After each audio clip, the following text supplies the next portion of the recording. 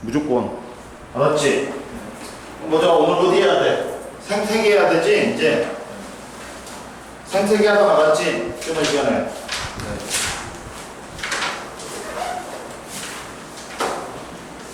몇 페이지냐면 오늘 296페이지 해야 되네? 체크해라. 296페이지.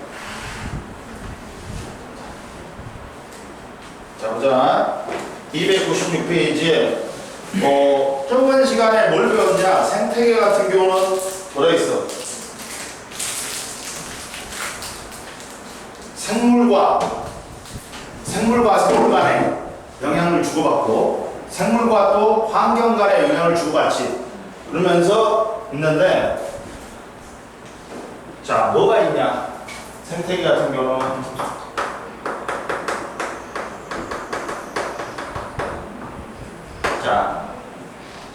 자, 생물과 생물 간에 또 생물과 환경 간에 서로 영향을 주고받고 살아가는 터전을 우리는 뭐라 그래? 생태계라 그러지.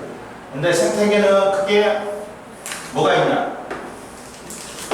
생물적 요소하고 비생물적 요소가 있지.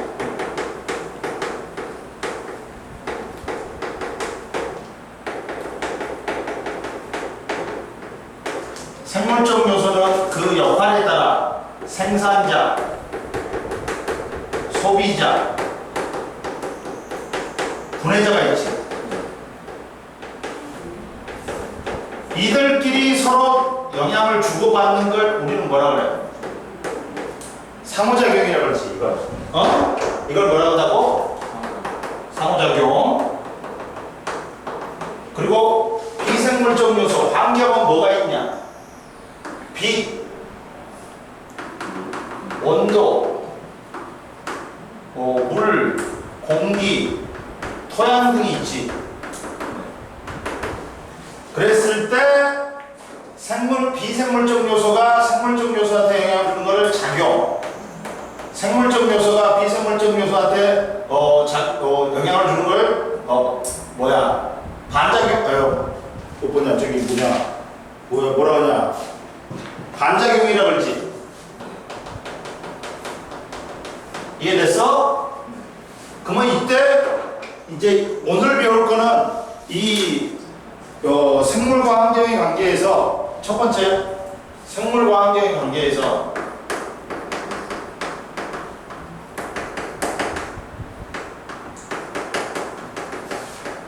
뭘 배울 거야?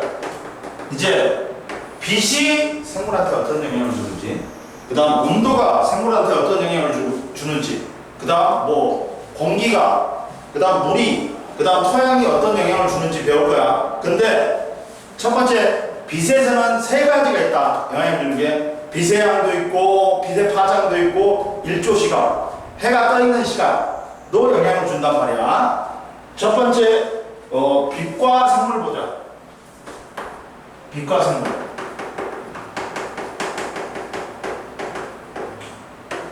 자, 빛과 생물인데, 자, 첫 번째 빛의 세기. 빛은 뭘로 영향을 주냐? 빛의 세기, 빛의 파장, 그 다음 일조 시간까지 영향을 준단 말이야. 세 가지 영향을 준다. 빛은 세부적으로. 첫 번째 빛의 세기 볼까? 여기에는 안 나오는데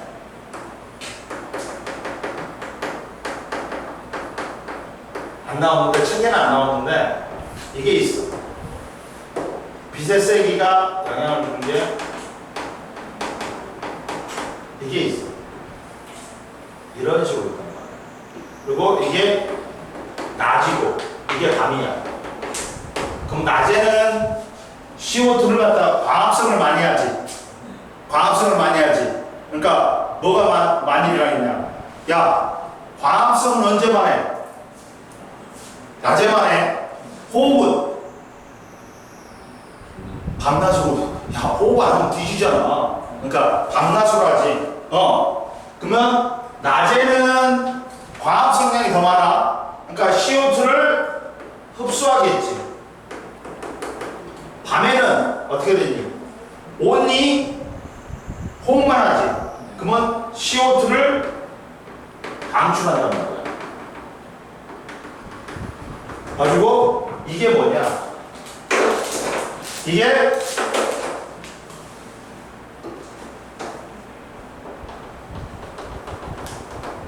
이게 호흡량이야. 이게 뭐다? 순과학성량이야.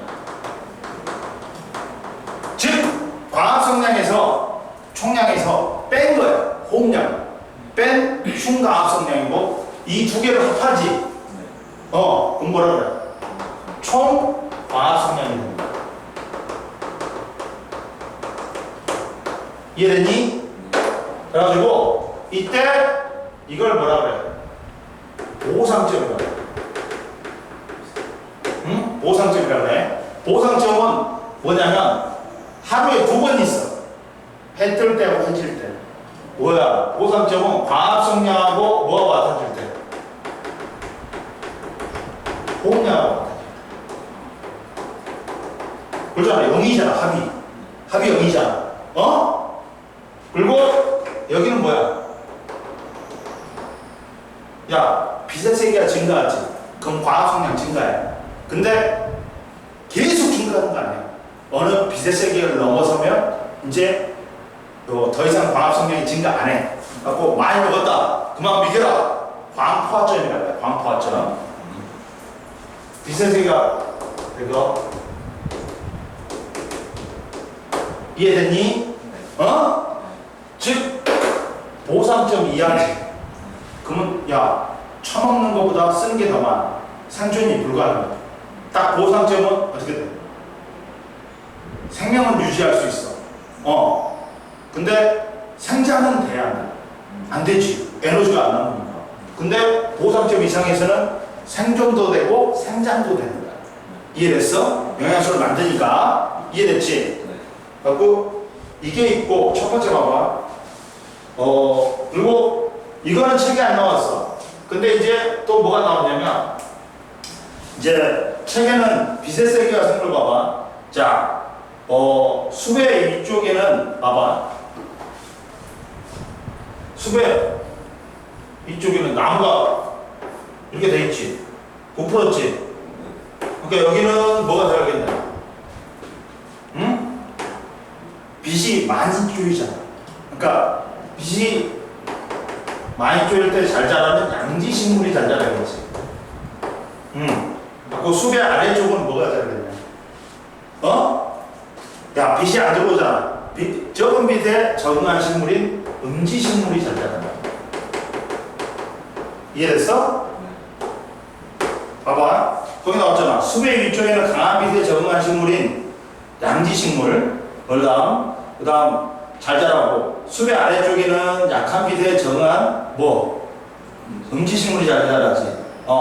그리고 일반적으로 빛의 세기가 강한 곳에 서식하는 식물은 입에 뭐가 발달했다.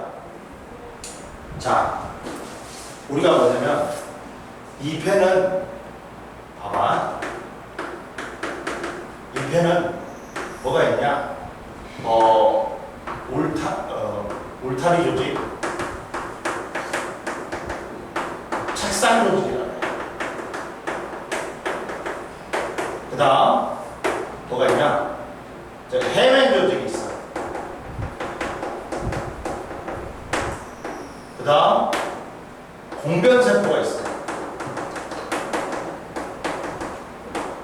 얘들은 공통적으로 전부 다 뭘 갖고 있다? 얘들은 엽록체를 갖고 있어. 그러니까 얘들에서 뭐가 일어나겠어? 과합성이 일어나겠지. 이 중에서 엽록체가 제일 많은 놈이 누구야? 울타리 조직. 울타리 조직. 그러다 보니까 만약에 있잖아. 울타리 조직은 뭐냐면 책상다리처럼 이렇게 빽빽이 있는 거야. 빽빽이 있는 거야. 해면 조직은 듬성듬성이 있는 거야. 그리고 입에 보면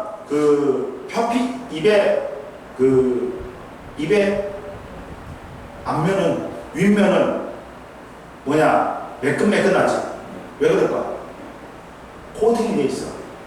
뭐 코팅이 돼 있어. 케란 뭐냐 저기 뭐에 의해서 뭐냐 저기 뭐에 의해서 코팅이 됐냐면 큐틴이라는 물질에 의해서 큐티클층이 있어. 봐 여기. 아야 앞에 여기 큐티클층이라는 게 있어. 갖고 매끈매끈해. 코팅이 돼 있으니까. 근데 뒷면은 큐티클층이 없어. 그러니까 까칠까칠하지. 그러다 보니까 입의 윗면은 공변세포가 없어. 공변세포가 기공을 만들어갖고 여기서 뭐 수증기라든지 물질이 있잖아. 기체들이 출입한단 말이야. 공변세포가 이렇게 입술처럼 만들지. 이게 뭐야? 이게 공변세포고 이게 잎의 기공이야. 기공은 그러다 보니까 앞면에 있어 없어? 없어. 뒷면에만 있어. 근데 자 그러면 애들이 다 영역실을 갖고 있는데 어떻다? 빛이 강한 곳은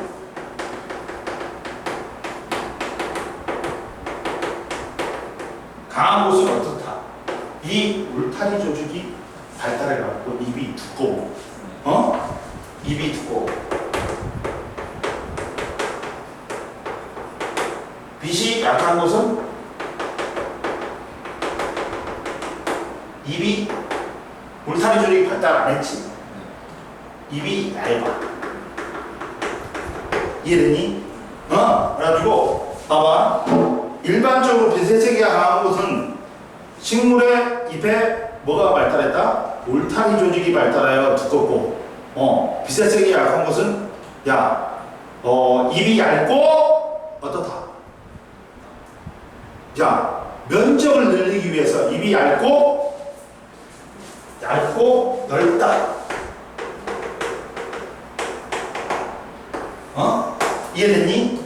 빛을 최대한 많이 받으려고 이게 울타리 조직이 발달 안 했으니까 입의 두께는 얇아. 근데 빛을 최대한 많이 받으려고 면적을 늘려고. 이게 뭐라고 하냐? 얇고 넓어 약한 빛을 효율적으로 흡수할 수 있다. 그리고 한 식물에서 강한 빛을 받는 잎을 우리는 뭐야? 양엽.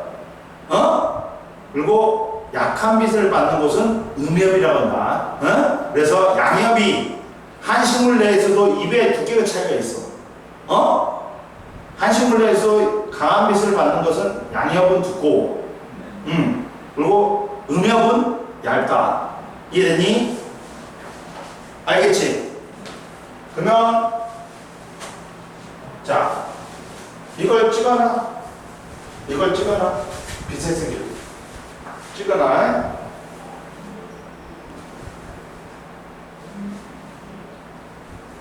그럼 이해됐지? 여기는? 네. 확실히 이해됐지? 그럼 보자. 옆에 보자. 빛의 세기하고 식물 봐봐.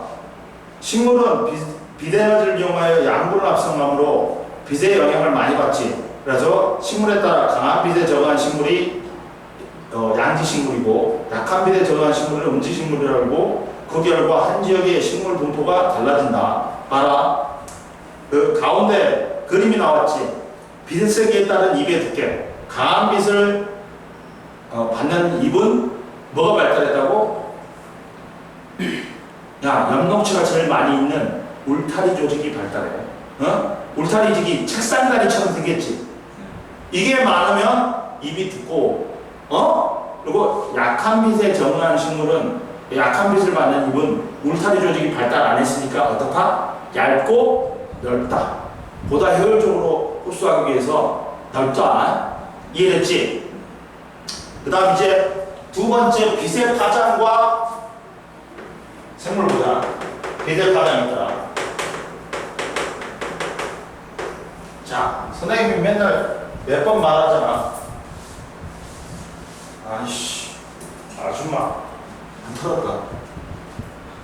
아줌마 오늘 안 나온다더니 진짜 이거 털고 올게.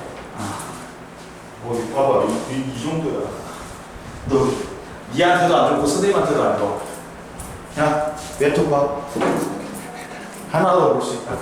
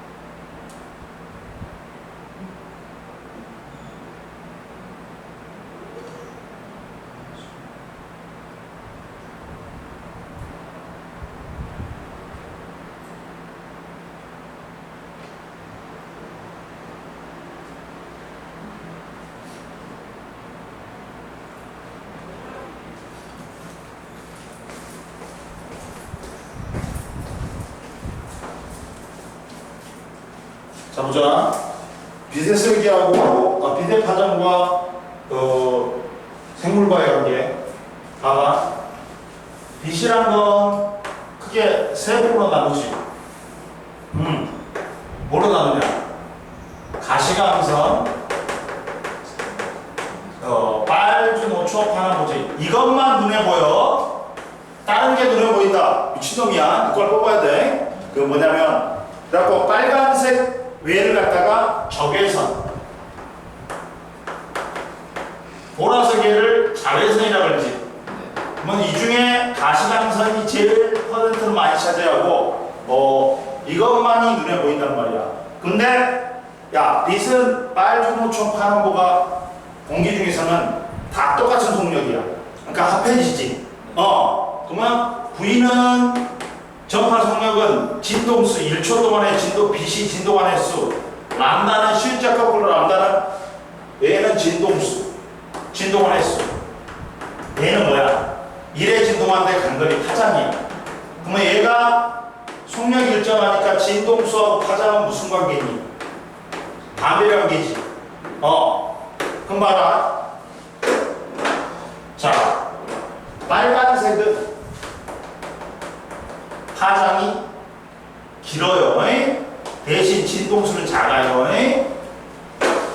보라색 계열, 파란색 계열은 파장이 짧은 대신에 진동수는 커요. 근데 빛이란 건 뭐니? 진동이란 말이야. 진동, 그러면 빛의 에너지가 뭐에 영향받아? 진동수에 영향받아? 파장에 영향받아? 진동수에 영향받는단 말이야. 진동의 수가 많으면.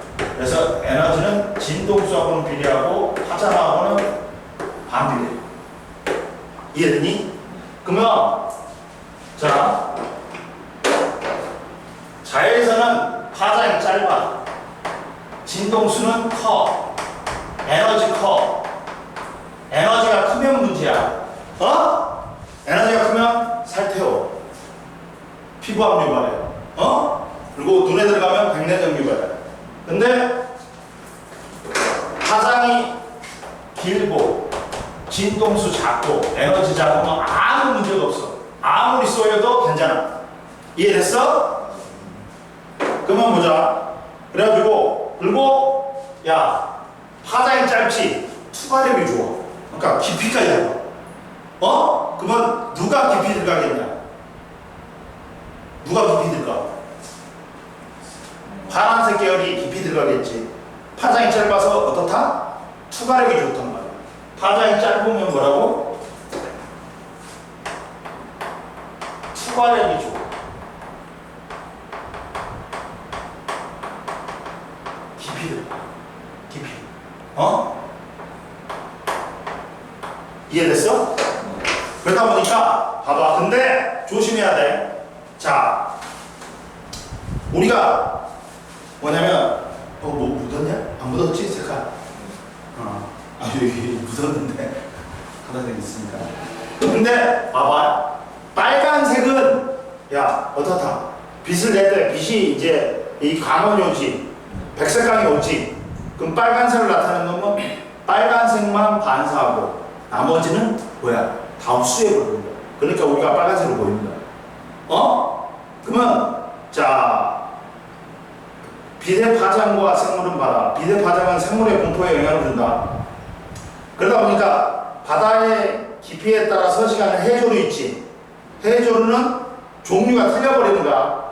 야, 따라서 바다 깊이에 따라 도달하는 빛의 파장의 양이 다르기 때문이다. 응?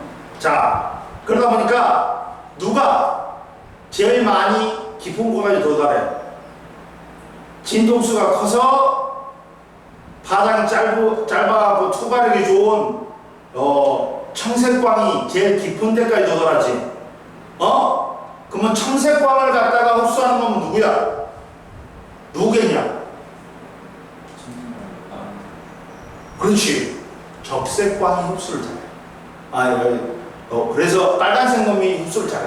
그러니까 제일 깊은 곳은 홍조류가 사는 거야. 그 다음이 이제 갈조류. 그 다음 녹조류가 제일, 이렇게 봐봐. 자, 제일 깊이 들어가는 게 뭐? 무슨 광? 청색광이야. 그 다음은 황색광. 그 다음은 뭐야? 적색광이 제일 얕게 들어가는 거야. 그러다 보니까 청색광을 잘 흡수하는 홍조류가 제일 깊이 사는 거야. 그 다음 누구야? 그 다음은 누구야? 이제 갈조류가 황색광을 흡수한다. 그리고 이제 녹조류가 뭘 흡수한다? 적색광을 흡수해. 그러니까 제일 깊게는 홍조류 살고, 그 다음은 갈조류, 그 다음 제일 얕은 데는 누가 산다? 녹조류가 사는 거야. 옆에 봐라. 해조류의 종류는, 녹조류는 엽록소가 많아 녹색을 띠는 조류로 탈핵함이고, 그 다음 갈조류는 엽록소가 갈조소가 있어 갈색을 띠는 거로 미역 다시마 있고, 홍조류는 엽록소가 홍조소가 있어 붉은색을 띠는 거, 김 오목가살이지. 야, 김은 원래 딱 잡아보면 붉은색이야. 근데 말리면 이제 무슨 색이 돼? 검은색이 되지. 이해됐어? 그러니까 제일 깊게 사는 홍조류는 김 오목가살이야. 그 다음으로 사는 갈조류는 어디야? 그 미역 다시마고. 그 다음 제일 얕은 데 사는 뭐야? 녹조류는 팔의 핵함이다. 이해됐어?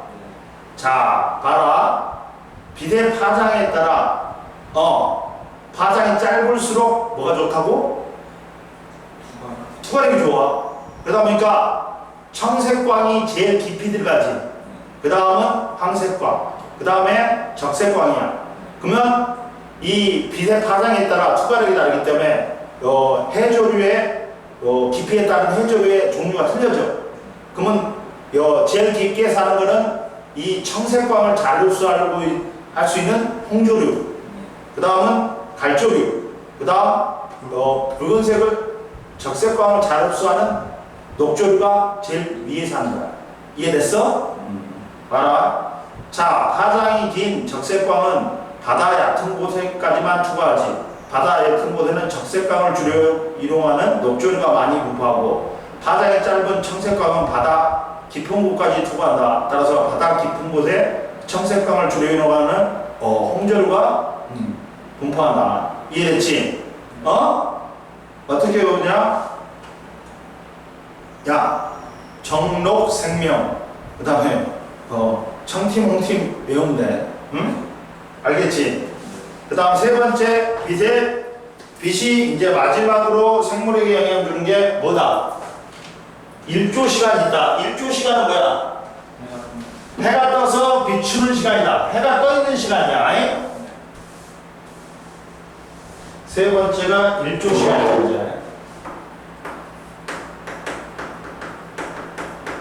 특히나 일조 시간은 뭐에 영향을 준다? 동물의 생식이나 행동, 동물은 생식이나 행동에, 식물에게는 개화 시기, 꽃피는 시기, 개화에 영향을 준다. 이해됐어? 그럼 보자. 그래가지고 동물, 깨꼬리나 종갈새는 일조 시간이 길어지는 언제 번식을 한다? 새들은 봄에 일조 시간, 이렇게 일조 시간이 언제 길어져? 겨울에서 여름 가면서 길어지겠지. 그러니까 언제? 그 사이가 봄이지. 그리고 여름에서 겨울 가면 일조 시간이 짧아지겠지. 그러니까 그 가운데가 누구니? 가을. 그렇지. 봄은 일조 시간이 길어지고 가을은 일조 시간이 어떻다? 짧아진단 말이야. 그래서 꾀꼬리나 종갈새 새들은 일조 시간이 길어지는 봄에 번식을 하고, 송어나 노루는 일조 시간이 짧아지는 가을에 번식한다. 왜? 일조 시간이 이 번식에 왜 관계되냐면 성호르몬에 영향을 준단 말이야. 이해됐니? 그리고 원대 지역의 곤충은 늦여름과 가을 사이에 일조 시간이 짧아지면 매미가 언제 이제 겨울잠을 자는, 이렇게 겨울잠을 자지. 이게 언제? 늦여름하고 가을 사이에 땅속으로 들어가 버려. 하고 겨울잠을 잔다. 곤충들은 온대지역의 곤충들은. 근데 그리고 이른 봄에 일조 시간이 길어지면 활동을 시작하고 번식한다. 그렇잖아. 매미가 봄에 활동을 시작해. 일조 시간이 길어지면. 그리고 이제 일조 시간이 짧아지는 늦여름이나 가을에 겨울잠을 잔다. 이해됐어? 곤충들은, 온대지방의 곤충들은. 그리고 붓꽃은 일조 시간이 길어지는 봄과 초여름에 꽃이 피고, 코스모스는 가을에 피잖아. 일조 시간이 짧아지는 가을에 꽃이 핀다. 이해됐어? 이해됐지? 그 다음 보자.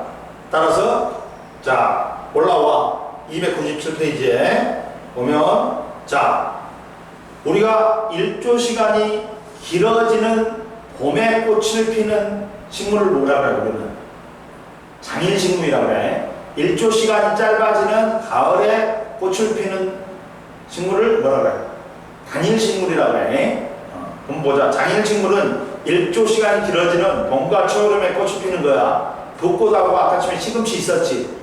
그리고 단일식물은 일조 시간이 짧아지는 가을에 꽃을 피는 거야. 코스모스, 국화. 코스모스나 국화는 가을에 꽃이 피잖아. 그리고 나팔꽃이 있다. 그러니까 봐봐. 일조 시간이 첫 번째 그림에서는 12시간 이상이지. 그러면 얘는 장일식물이지. 장일식물은 개화하고 12시간이 넘으니까 일조 시간이, 장일식물은 개화하고 단일식물은 어떻다? 개화가 돼야 안 돼? 안 돼. 근데 일조 시간이 12시간 이하면 장일식물은 개화를 안 하고 단일식물이 개화를 한다. 이해됐냐? 그리고 이제 그러면 빛이 영향을 주는 거 세 가지 다 봤다. 이제 두 번째 뭐? 온도와 생물의 영향을 볼 거야. 온도와 생물이 있다. 온도가 생물에도 영향을 준다. 온도는 생명체 내에서 일어나는 물질 대사 과정에 영향을 주고, 생물의 생명활동은 온도에 영향을 많이 받는다. 뭐에 영향을 준다고? 생물의 물질 대사에 영향을 준다.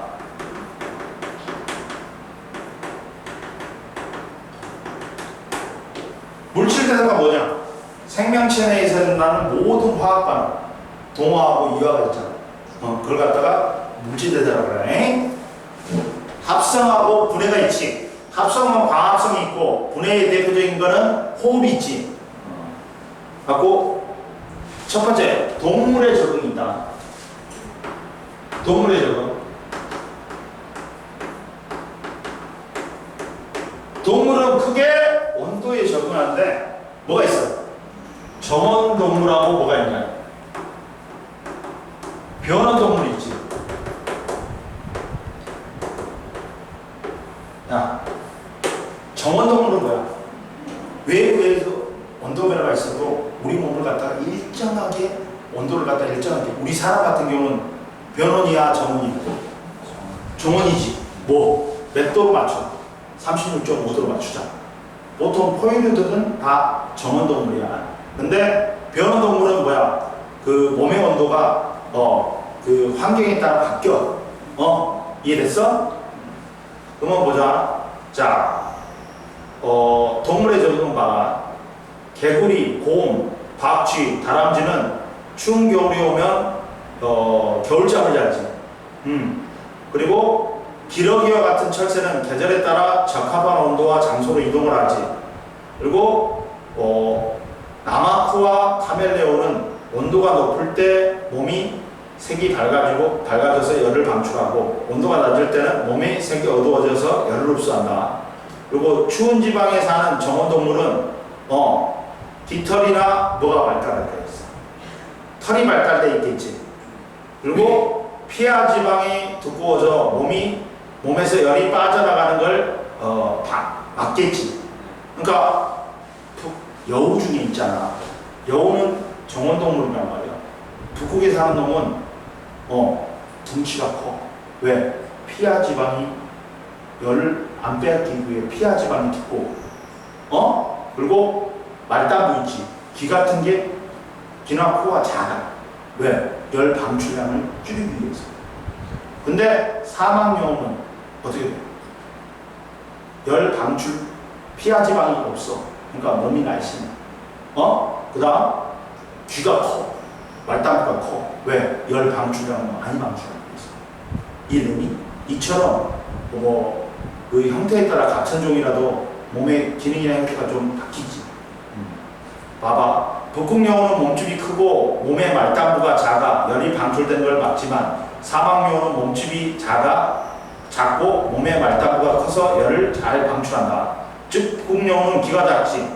왜? 추운 곳에서 체온을 유지하는 데 효과적이니까. 그리고 사막여우는 귀가 크다. 왜? 더운 곳에서 열을 방출하는 데 효과적이기 때문에. 그 다음 물질대사와 온도가 자 봐봐.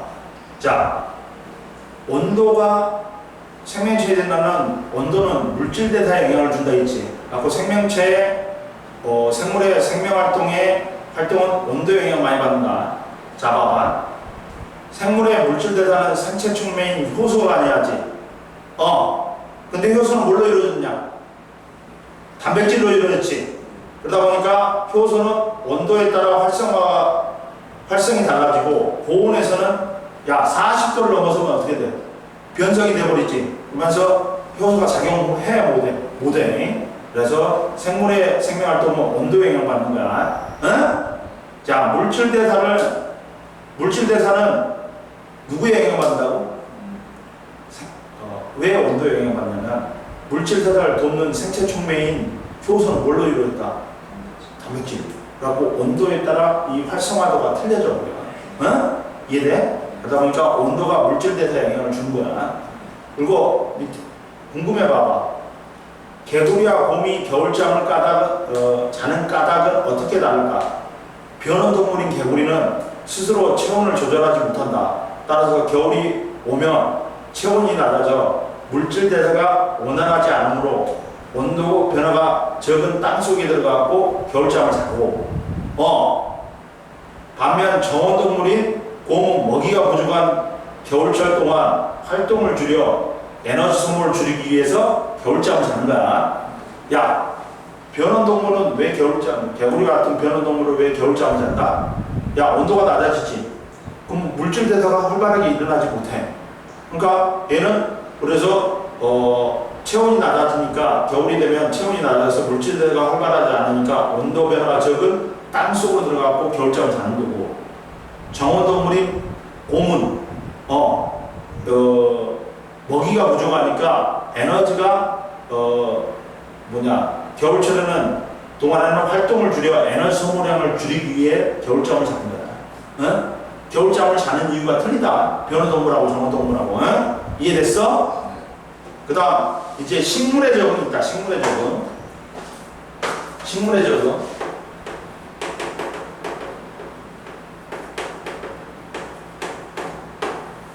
식물의 적응은 기온이 매우 낮은 툰드라 지역은 있지. 털성이 풀은 입이나 꽃에 털이 나 있어 체온이 낮아진 걸 막아줘. 그러니까 우리가 겨울에는 파카 입는 거하고 똑같이, 올털 파카 입는 거하고 똑같이 얘도 털이 나 있어 온도를 낮아지는 걸 막아줘. 또는 낙엽수는 기온이 낮아지면 단풍이 들어 잎을 떨어뜨리지만 상록수는 원래 식물들은 그냥 단풍 들고 나서 가을에는 단풍 들지 겨울에는 잎을 떨어뜨려요. 근데 상록수는 잎이 계속 겨울에도 푸르지. 왜 그럴까? 잎에 큐티클층이 있어. 코팅층이 있다고 그래요. 코팅층이 있으니까 이걸 갖다가 막아줘. 온도가 낮아지는 거야, 체온이. 상록수는 잎에 큐티클층이 있어. 큐티클층이 두고 잎을 떨어지지 않고도 겨울을 날 수 있다. 낙엽수는 기온이 낮아지면 초록색 엽록수가 파괴되어 황색이나 붉은색을 띠는 색소가 드러나 노란색이나 붉은색으로 단풍이 든다. 봐, 툰드라 지역에 사는 털송이 풀은 잎이나 꽃에 털이 나서 체온이 낮아지는 걸 막아주고, 단풍나무는 낙엽수는 가을이 되면 단풍이 든 다음에 그 다음에 뭐야 잎을 떨어뜨려 가지고 겨울을 난단 말이야. 근데 상록수는 동백나무와 같은 상록수는 항상 겨울에도 푸르지. 왜? 잎에 큐티클층이라는 두꺼운 층이 있어가지고 코팅을 해주니까 체온이 낮아지는 걸 막아준단 말이야. 그러니까 잎이 계속 푸르는 거야. 잎이 붙어있고. 옆에 보자. 식물의 큐티클층은 식물의 줄기나 잎, 특히나 잎의 표피 조직의 표면을 싸고 있는 얇은 막으로 큐틴 성분이 퇴적되어 만들어진다. 큐티클층은 식물체 안에 수분이 빠져나가는 걸 막고 외부로부터 몸을 보호한다. 사철나무와 고무나무는 큐티클층이 두껍게 발달된 잎의 표면이 단단하고 윤이 난다. 넘겨. 그 다음 보자. 이제 온도와 생물도 보고 이제 물과 생물을 보자. 세 번째. 물과 생물을 보자.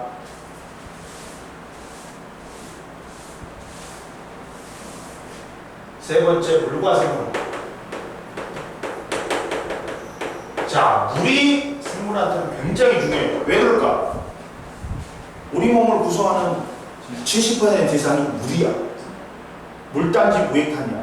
물, 단백질, 지질, 무기염류, 핵산, 탄수화물이야. 물이 70% 이상이야. 그러다 보니까 우리는 일정량의 물이 빠져나가지. 탈수가 일어나지. 그럼 뒤질 수 있어.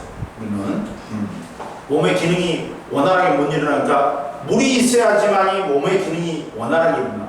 일정량의. 자, 물은 생명체를 구성하는 성분 중에서 가장 많지. 그래서 생명 유지에 반드시 필요하다. 따라서 생물은 체내 수분을 보존하기 위해 다양한 방법으로 적응하고 있다. 그러면 첫 번째 동물의 적응을 봐. 동물의 적응은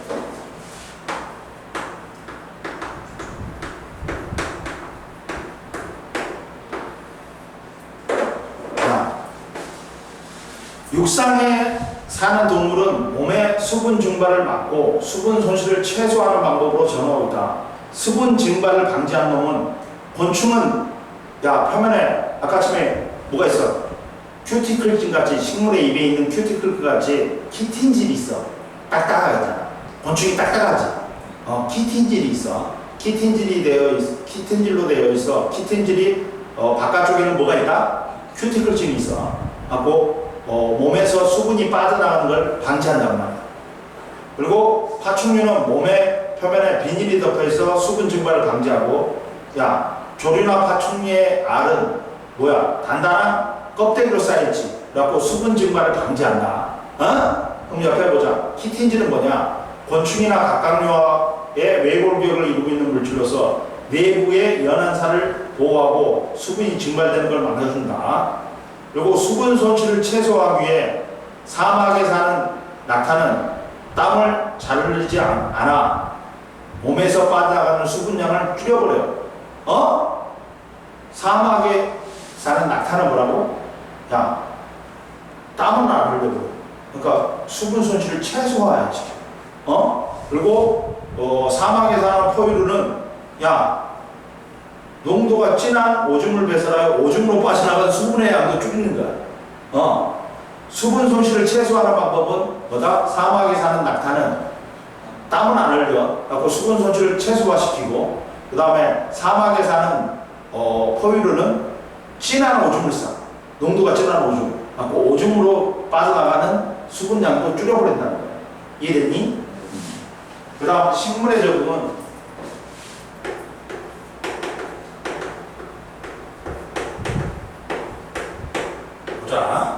식물은 서식하는 곳에 따라 몸의 구조가 다르게 적용된다. 그러니까 기본적으로 식물은 뭐로 되어 있냐? 뿌리, 줄기, 잎과 꽃과 열매로 되어 있지. 근데 봐봐.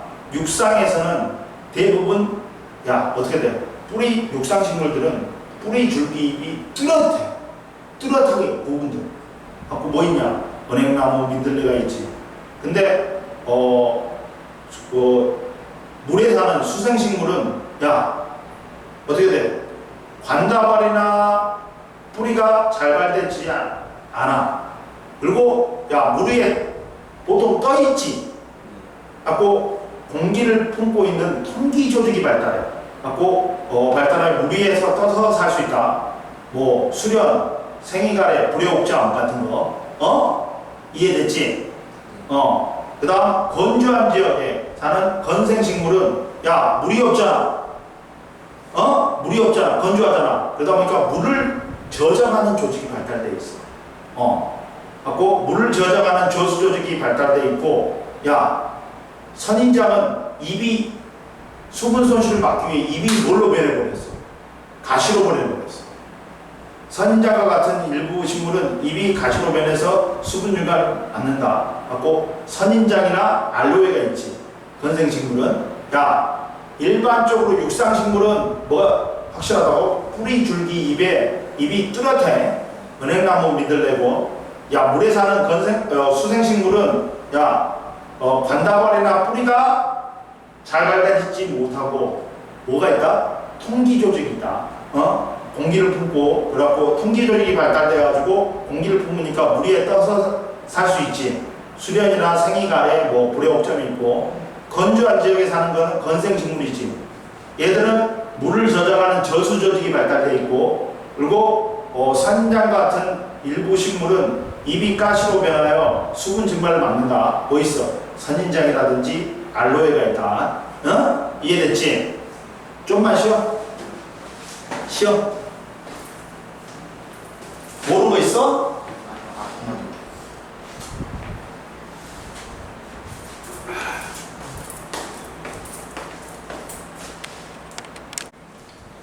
이제 보자. 네 번째, 토양과 생물 보자. 토양과 생물. 네 번째.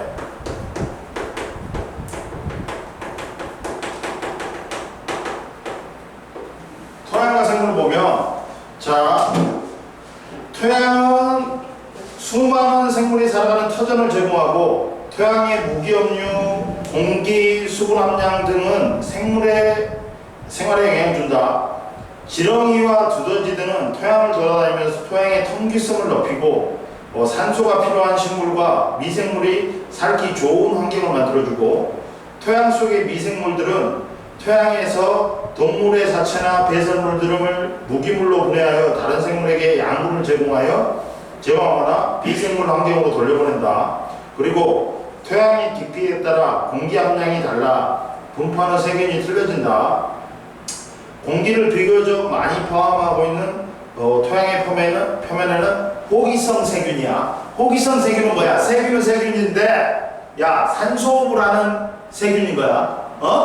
그리고 공기를 적게 포함하고 있는 토양이 깊은 곳은 현기성 세균이다. 현기성은 무산소호흡을 한다. 라고 옆에 봐라. 호기성 세균은 산소를 이용해서 유기물을 분해하여 살아가는 세균이고, 현기성 세균은 산소 없이 유기물을 분해하여 살 수 있는 세균이다. 그리고 마지막으로 공기와 생물이 있는데, 공기는 생물의 생활에 영향을 준다. 야, 공기가 희박한 고산지대에 사는 사람들은 평지에 사는 사람보다 혈액 속에 적혈구수가 많아서 산소를 효율적으로 운반하지.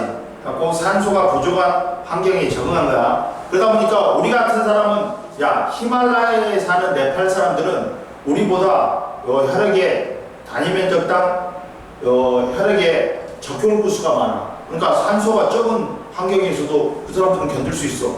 근데 우리는 이제 높은 곳에 올라가지. 고산병이 걸려. 산소가 부족하니까. 갖고 그거는 답이 없어. 내려오는 방법밖에 없어. 이게 그 사람들이 공기에 특히나 산소에 적응한 거야.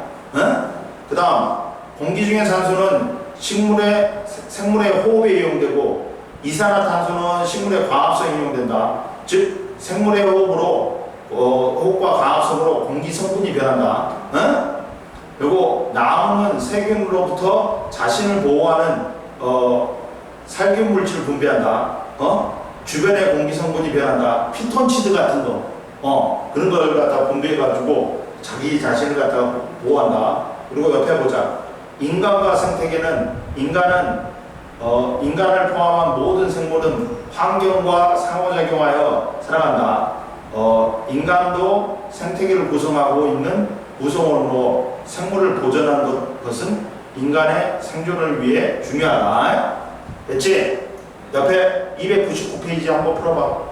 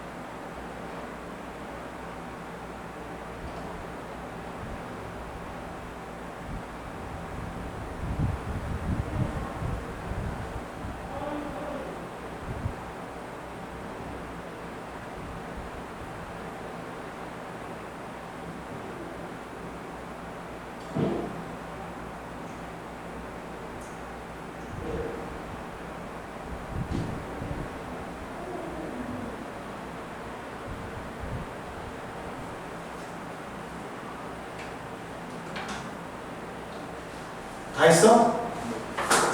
자, 보자. 1번의 개념 확인해. 금방 뭐 했냐면 선생님이 그거 했어. 이사 가자는 8월입니다 하고 소파 주문했어.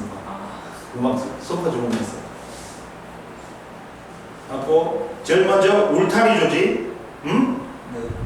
울타리 조직. 그 다음 2번 파장, 3번 크고 몸의 말단부가 작다. 그 다음에 5번에 비늘, 6번에 많아.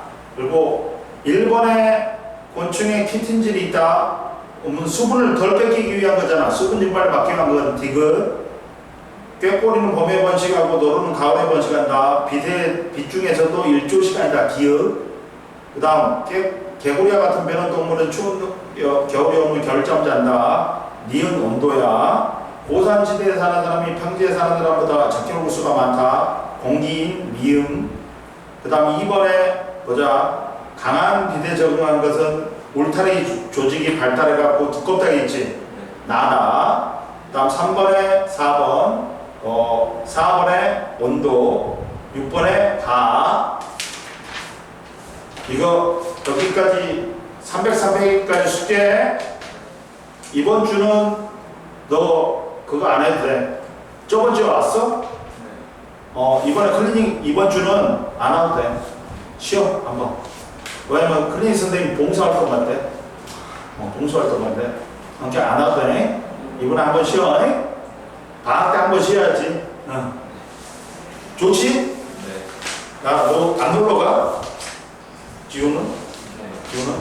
안 놀러 가고 그냥 그럼 그 일요일 날 이제 아예 학원 없냐? 일요일 날이요? 두 개 있어? 네. 이번 주에? 원래 두 개 있어? 네. 그럼 토요일 날은? 토요일은 없는 것 같아요. 없어? 어이, 토요일 날은 쉬겠네? 네. 자, 보자. 이제 304페이지 생태계 평형 보자.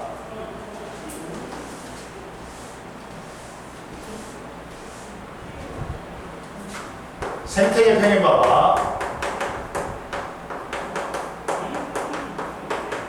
생태계 평형이라는 건 뭐냐면 생태계가 균형을 유지하면서 유지되는 거야. 적절하게.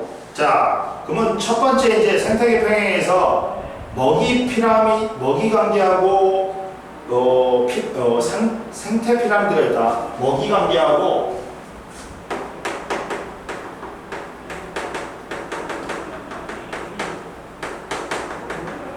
생태 피라미드가 있어.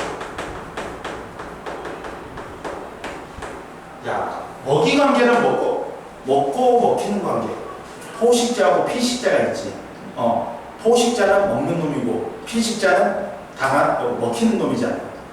이거 먹고 먹히는 관계를 갖다 설명해 준 게 먹이 관계야. 그리고 자, 생태계에서 먹이 관계가 있어.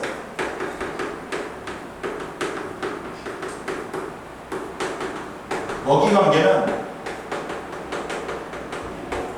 자, 먹이 사슬이 있다.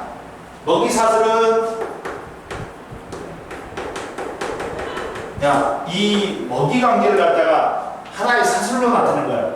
그러면 이게 더 복잡해. 먹이 사슬이 더 복잡해져갖고 얽히고 설키면 뭐가 된다? 먹이 그물이 되지. 그렇지. 먹이 사슬은 간단한 거야. 근데 이 먹이 사슬이 얽히고 설키면 복잡하면 뭐가 된다? 먹이 그물이 되는 거야. 그러면 봐봐. 자, 생산자로부터 최종 소비자까지 먹고 먹히는 관계를 사슬 모양으로 나타내는 거지. 그럼 먹이 사슬은 생산자 역할에 따라 우리가 생물적 요인을 생산자, 소비자, 분해자로 나눴지. 생산자가 녹색 식물이지. 식물이나 또 과합성하는 식물이나 과합성하는 세균이지. 생산자가 있다. 그러면 소비자가 있겠지. 소비자가 1차 소비자가 있어. 그 다음 2차 소비자. 또 3차 소비자. 그 다음 계속 이어지다가 마지막에 최종 소비자가 있어요. 선생님, 그럼 최종 소비자는 무한대예요? 아니지. 오차를 넣는 거야. 보통 오차를 넣는다. 응? 무한대면 되지 않아. 오차를 넣는 거. 이해됐지? 봐봐, 옆에 봐봐. 그리고 야, 먹이 그물이 있지 이제. 선생님 뭐라 했어?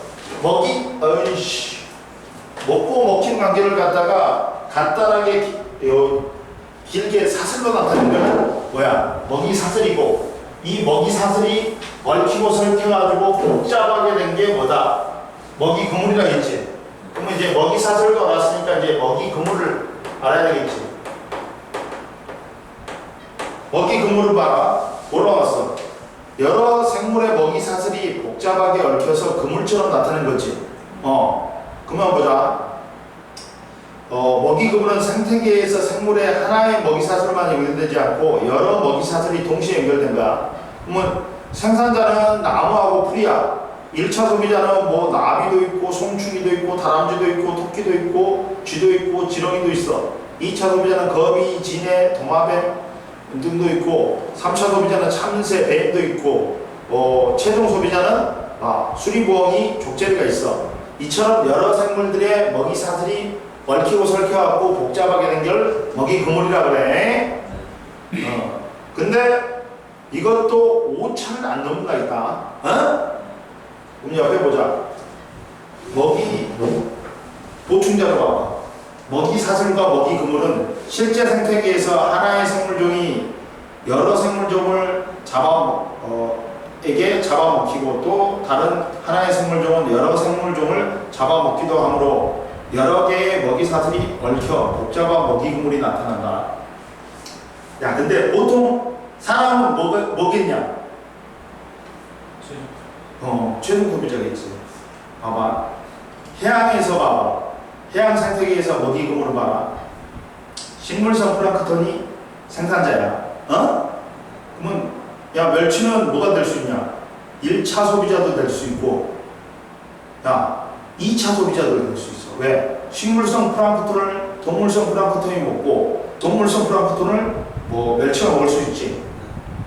그리고 자, 고등어는 1차 소비자도 될 수 있고, 뭣도 될 수 있어? 3차 소비자도 될 수 있지.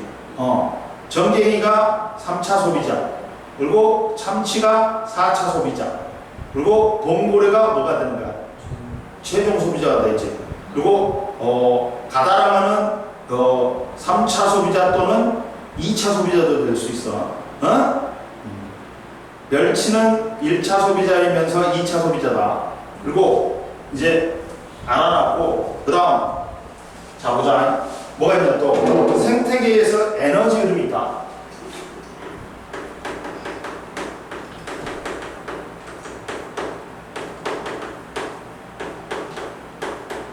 봐라, 조심해. 야, 물질은 생태계에서 물질은 순환해. 야, 물질은 뭐 한다고? 순환해. 돌고 돈단 말이야. 근데 에너지는 어떻다? 순환하는 게 아니야. 에너지는 한 방향으로 흘러가고 끝이야. 그래서 에너지는 흐름이라는 거야. 얘는 순환을 안 한다. 에너지는 뭐라고? 순환이라고 쓰면 틀려. 흘러가 버리는 거야. 갖고 잡아봐. 봐봐. 야, 옆에 나왔잖아. 야, 생태계에서 물질과 에너지 이동 봐봐. 야, 물질은 파란색이지. 물질은 뭐 한다고 나왔어? 순환한다고 나왔지. 근데 에너지는 순환되니 안 되니? 안 돼. 에너지는 그냥 한 방향으로 흘러가 버려. 에너지는 에너지의 흐름이라고 한다. 조심해. 물질은 뭐 한다고? 생태계에서 순환돼. 돌고 돈단 말이야. 근데 에너지는 순환되는 게 아니라 한 방향으로 흘러가 버리고 끝나버린단 말이야. 그거 명심해라. 에너지가 순환된다? 그 문자는 틀린 거야. 생태계에서. 그러면 생태계에서 에너지 흐름은 생태계에서 에너지는 야 먹이 사슬을 통해서 무슨 형태로? 유기물 형태로 상위 영향 단계로 이동한다. 동그라미 쳐. 무슨 형태로? 에너지는 유기물 형태로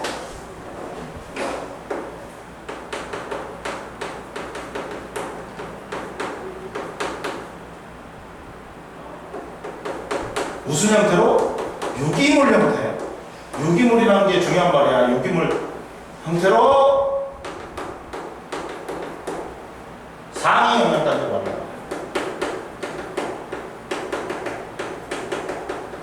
그러면 상위 영향 단계로 갈수록 에너지 양은 늘어날까 줄까?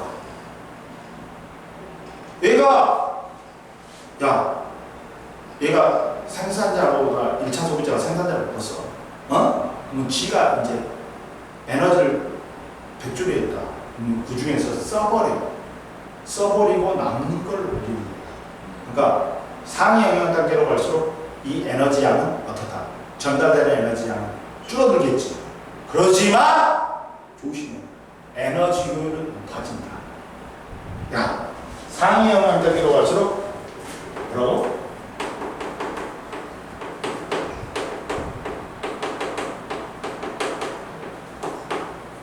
갈수록 전달되는 에너지는 어떻다? 줄어들지만 에너지율은 높아진다. 이거 명심해라. 에? 전달되는 에너지 양은 어떻다? 줄어들어. 왜? 쥐가 써버리니까. 써고 남는 걸 전달하기 때문에 양은 줄 수밖에 없어. 그러나 에너지율은 어떻다? 높아진단 말이야. 무슨 말이냐? 봐봐. 자, 유기물로의 저장된 에너지는 각 영양 단계에서 생명활동을 통해 열에너지로 방출해버리지. 얘도 먹고 살아야 되니까 방출하고 남는 걸 전달해.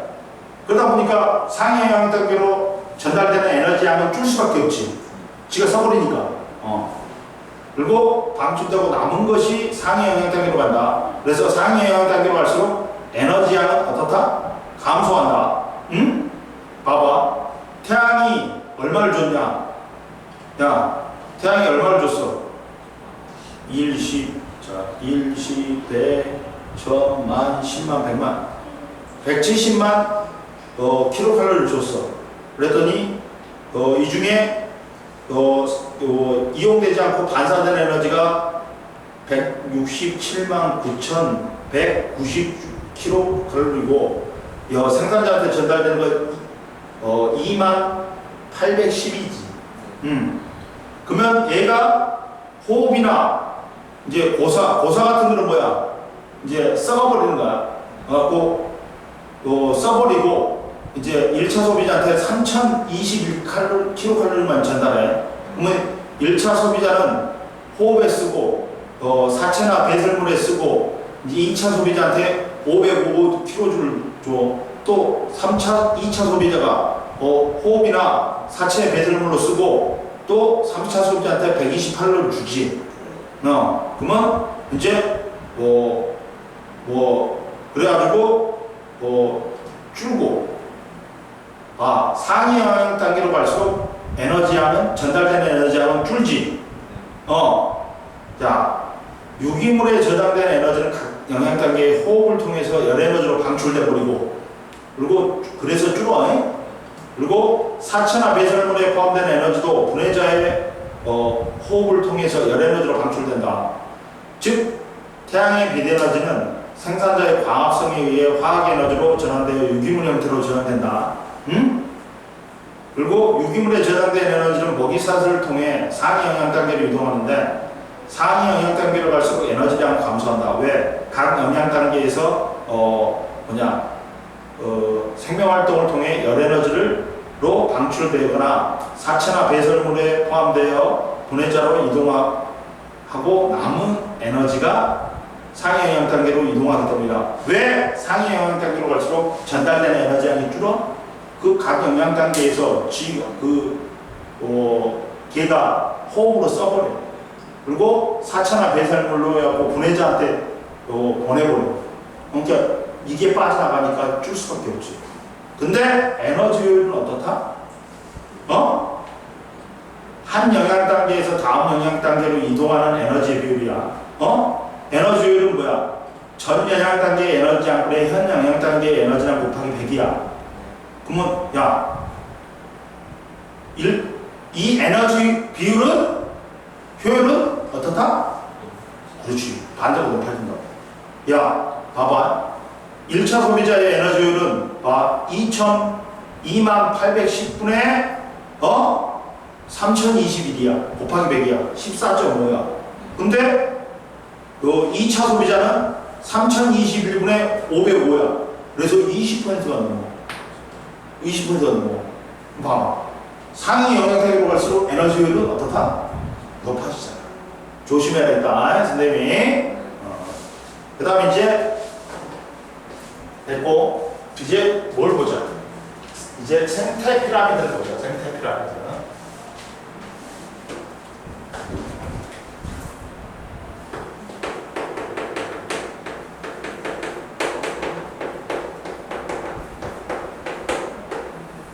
생태 피라미드는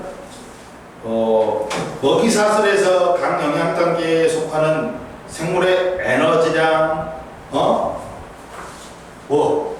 세 가지를 나타낸 거야. 에너지량. 그 다음 뭐야? 생물량.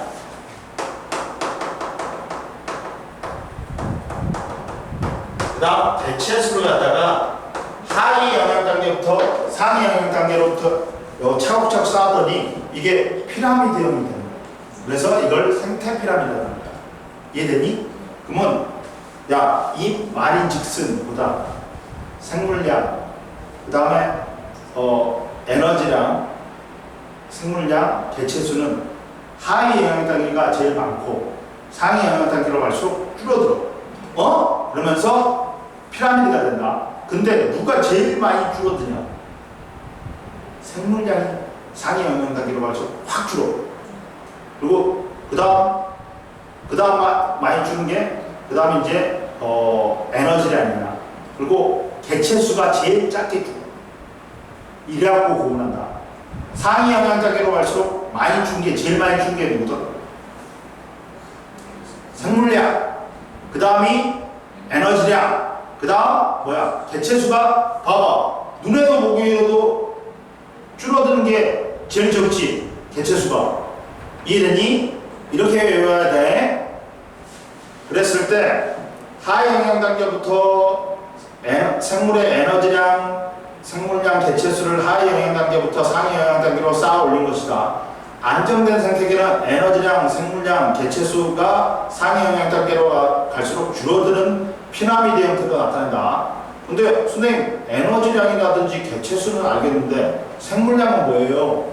봐봐, 옆에 나왔어. 생물량은 생체량으로 일정 공간에 서식하는 생물 전체의 무게야, 무게.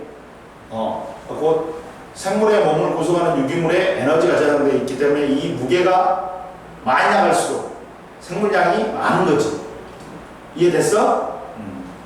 그리고 이제 뭐가 있다? 이제 생태계 평형이 있다. 생태계도 적절하게 균형을 이루고 있어야 돼. 어느 게 많아지면 생태계 평이 깨져. 어느 게 많아지거나 어느 게 줄면 생태계 평이 깨지는데 이거는 이제 시간이 지나면 자연적으로 복구가 돼. 근데 요새는 이제 생태계 평이 자연적으로 인간의 활동 때문에 복구가 안 되는 경우가 이해되니? 이게 멸종이 되어버리거나 뭐 그런 거 있잖아. 우리나라에도 옛날에 호랑이 있었다. 호랑이나 곰, 여우 같은 것도 많았지. 근데 호랑이나 곰은 멸종됐어. 누구 때문에? 이 쌍놈 새끼들. 일본 놈들 때문에. 다 잡아버렸어. 그리고 우리나라에, 야, 주변에 독도에도 뭐가 많았어? 물개인 강치. 강치가 많았는데 일본 놈 새끼들이 더 와갖고 다 잡아먹는 거야. 기름 빼려고. 이 새끼들. 기가 강치가 이렇게 물개 종류지야. 피하 지방이 많아.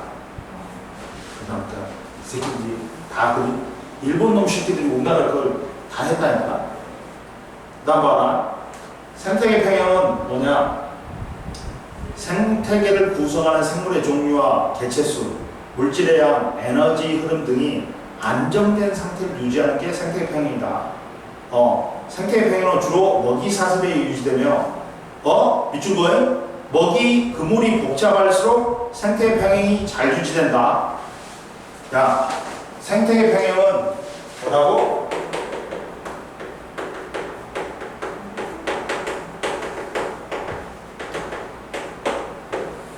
자, 생태계를 구성하는 생물의 종류와 개체수, 물질의 양, 에너지 흐름이 안정된 상태를 유지하는 게 생태계 평형이야. 적절한 양을 유지하는 거야. 이게 종류라든지, 개체수라든지, 물질의 양이라든지, 그 에너지 흐름이 적절하게 안정된 상태를 유지하는 게 생태계 평형인데, 이거는 뭐와 관련된다? 먹이 사슬이 복잡하면 복잡할수록, 즉 먹이 그물이 복잡하면 복잡할수록 이게 생태 평형이 유지가 잘 돼. 다른 말로는 뭐야? 종 다양성이 엄청 크면 이 먹이 그물이 얽히고 설키겠지. 그러니까 생물 종이 많을수록 이게 먹이 그물이 복잡해져. 그러다 보니까 생태 평형을 유지하기가 편해. 봐봐, 먹이 사슬은 봐라. 먹이 그물이 단순한 상태야. 야, 풀을 메뚜기가 먹어. 메뚜기를 또 개구리가 먹어. 그리고 개구리를 뱀이 먹어. 근데 개구리가 사라지지. 그러면 뱀은 뒤지는 거야. 개구리가 사라지면 개구리를 먹이다 하면 뱀도 사라지지. 야, 먹이 그물이 단순할 경우 어느 한 생물종이 사라지면 그 생물종과 먹고 먹히는 관계의 생물종이 직접적인 영향을 받아서 생태계 평형이 깨지기 쉽지. 근데 먹이 그물이 복잡하면 어떻게 돼? 야,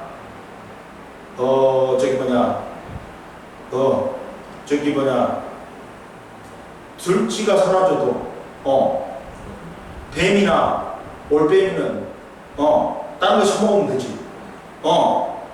그렇잖아. 토끼도 처먹어도 되고, 깨구리도 처먹어도 되잖아. 그러다 보니까, 들쥐가 사라져도 이 생태계 평형이 유지가 된단 말이야. 즉, 개구리가 사라져도 뱀은 토끼나 들쥐를 먹고 살아갈 수 있고, 즉, 어느 한 생물종이 사라져도 먹고 먹히는 관계에 이를 대체할 수 있는 다른 생물종이 있지. 그러니까 생태계 평형이 잘 깨지지 않는다.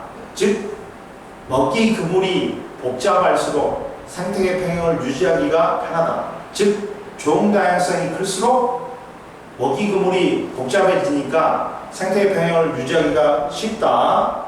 그리고 옆에 보자. 생태계 평형이 잘 유지되려면 종 다양성이 높아야 되는 까닭은 생태계를 구성하는 생물이 다양할수록 먹이 그물이 복잡해지고 이 먹이 그물이 복잡할수록 생태계 평형이 잘 유지되기 때문이다. 그리고 생태계 평형의 유지 원리 봐봐. 안정된 생태계는 어떤 요인에 의해 일시적으로 생태계 평형이 깨지더라도 시간이 지나면 먹이 사슬에 의해 대부분 생태계 평형이 회복된다. 시간이 걸릴 뿐이지 생태계 평형은 다시 회복이 돼. 근데 옛날에는 이게 유지됐는데 요새는 사람 때문에 잘 유지가 안 돼. 야, 생태계 평형이 회복되는 경우, 야, 생산자보다는 종 다양성이 개체수가 1차 소비자가 적고 2차 소비자가 더 적지. 그래갖고 피라미드형으로 되면 안정된 생태계야. 근데 일시적으로 1차 소비자가 증가해. 그럼 어떻게 된다? 생산자는 어떻게 돼? 줄어들어. 그리고 2차 소비자는 어떻게 돼? 먹이가 많아지니까 2차 소비자가 증가해. 그러면 2차 소비자가 증가하니까 1차 소비자는 어떻게 돼? 감소하겠지. 그러면 1차 소비자가 감소하니까 생산자는 어떻게 돼? 증가하잖아요. 그리고 2차 소비자는 감소를 해요. 그러면서 다시 이 삼각형이 먹이 피라미드가 개체수 피라미드가 안정이 된다. 봐봐. 안정된 상태에서는 1차 소비자의 개체수가 일시적으로 증가하여 생태계 평행이 깨진다. 그럼 1차 소비자의 개체수가 증가하고 생산자의 개체수는 감소하고 2차 소비자의 개체수는 어떻게 돼? 증가하지. 그러면 생산자와 개체수가 감소와 2차 소비자의 개체수의 증가로 1차 소비자의 개체수가 감소하고 1차 소비자의 개체수가 감소하니까 생산자의 개체수는 증가하고 2차 소비자의 개체수는 감소하여 생태계 평행이 다시 회복이 된다. 그러면 이런 예가 뭐 있냐? 넘겨봐. 306페이지. 먹이관계와 생태평형. 그림은 1905년 하이바브 고원에서 사슴을 보호하기 위해 늑대를 사냥을 허용한 후 사슴과 늑대의 개체수와 초원의 생산량의 변화를 나타낸 거다. 그럼 봐봐. 초원이 생산자지. 그리고 사슴이 1차 소비자야. 그 다음에 늑대가 2차 소비자지. 그러면 야, 늑대를 사냥했어. 그러면 2차 소비자의 개체수가 감소하겠지. 그러면 1차 소비자인 사슴의 양이 확 늘어난다. 그러면 이제 생산자가 줄어. 그러면 1차 소비자가 증가했으니까 2차 소비자는 어떻게 돼? 증가해. 증가하면서 증가하지. 아니, 1차 소비자가 증가하니까 그러다가 이제 어떻게 돼? 생산자가 줄니까 1차 소비자도 줄어. 그러면서 회복이 됩니다. 이거는 틀리다. 아까 치면은 뭐야? 1차 소비자가 증가했지. 근데 여기서 원인은 뭐야? 2차가 감소해고 있잖아. 그러니까 1차 소비자가 증가하지. 그리고 생산자가 줄어버리지. 그 다음 1차 소비자가 증가하니까 줄었던 이게 뭐냐? 2차 소비자가 증가해. 그러면서 1차 소비자가 이제 감소하겠지. 그러면서 생산자가 증가하면서 다시 회복이 되는 거야. 이해됐냐? 카이바브 고원에 봐봐. 늑대 사냥을 허용하니까 늑대의 개체수는 감소했지. 그러다가 감소하니까 초원의 생산량도 어떻게 돼? 줄었지. 그러면서 1차 소비자의 개수가 증가했어. 근데 이제 초원의 생산량이 줄니까 2차 소비자의 개체수가 어떻게 돼? 감소했겠지. 그러다가 이제 2차 소비자의 이제 증가하겠지. 그럼 봐라. 카이바브 고원에서 먹이 관계는 초원의 풀이 생산자고 사슴이 1차 소비자, 늑대가 2차 소비자다. 1905년 이후 늑대의 개체수가 감소했기 때문에 1905년 이후 사슴의 개체수가 증가한 까닭은 뭐야? 늑대 사냥으로 사슴을 잡아먹는 늑대의 개체수가 감소하였기 때문이다. 1920년 사슴의 개체수가 감소한 까닭은 사슴의 개체수와 급격한 증가로 초원의 생산량이 감소하여 사슴의 먹이가 부족해졌기 때문에 사슴을 보호하기 위해 늑대 사용을 허용한 것과 같은 인간의 간섭은 생태계 평형을 파괴할 수 있다. 그리고 1935년 이후 초원의 생산량이 증가하면서 사슴의 개체수가 증가하고 그 결과 늑대의 개체수도 증가하여 생태계 평형이 회복됐다. 봐봐. 어떻게 됐다? 제일 처음에 2차 소비자가 감소하니까 1차 소비자가 증가하지. 그러면 1차 소비자가 증가하니까 생산자가 감소했어. 그러다가 이제 생산자가 감소하니까 2차 소비자가 어떻게 돼? 1차 소비자가 감소하겠지. 그러면서 2차 생산자도 증가하고 2차 소비자도 증가하니까 다시 회복이 된 거야. 이해되니? 틀리지? 그리고 환경 변화와 생태계 보자. 마지막으로 이제 환경 변화하고 생태계 있다. 이해됐지? 금방.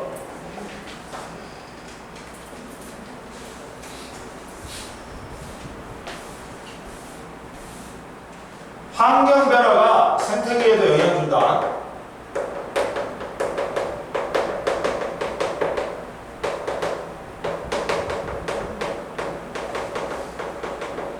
환경 변화가 생태계에 영향을 준다. 자, 환경 변화와 생태계 평형 봐봐. 안정된 생태계에는 환경 변화가 일어나도 일시적으로 생물의 종류와 개체수가 변하더라도 대부분 생태계 평형을 회복할 수 있다. 근데 그 한계를 넘어서는 환경 변화가 일어나면 생태계 평형이 깨질 수가 있다. 누구야? 한계를 넘게 하는 사람이 인간이지. 생태계 평형이 깨지는 이유는 주로 자연재해 아니면 인간 활동이야.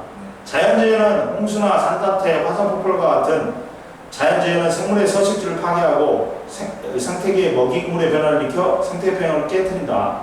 근데 주로 생태계 평형이 깨지는 원인은 인간의 활동이야.